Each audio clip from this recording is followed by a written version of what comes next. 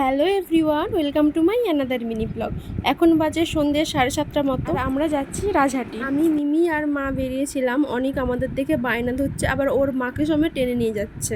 আমরা গেছিলাম ঘরের দরজা পছন্দ করতে। এখানে এসে দাঁড়িয়ে দাঁড়িয়ে দেখছি আমরা কিভাবে নকশা তুলছে।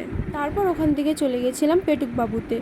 এখানে এসেও পড়াশোনা করছে ছেলেটা, এত পড়াশোনায় মন। আমরা অর্ডার দিয়েছিলাম 2টো বিরিয়ানি, একটা এগরোল আর 1 প্লেট চাউ। মিমির চাউমিন চলে এসে দেখে অনেক বলছে, উফ আমাদেরটা যে কখন দিবে। আমাদের ওদেরটা আসে না, আর দুজন চলছে, আমাদের তিনজনের আসে না। কোথায় রয়ে গেল?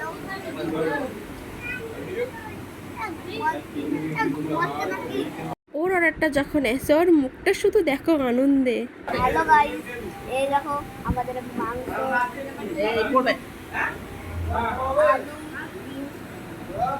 ঘরে আরও দুজন আছে, তাদের জন্য 2 প্লেট পার্সেল নিয়ে নিয়েছি। রথতলায় টোটোর জন্য দাঁড়িয়েছিলাম, দেখি না আইসক্রিমওয়ালা এসে।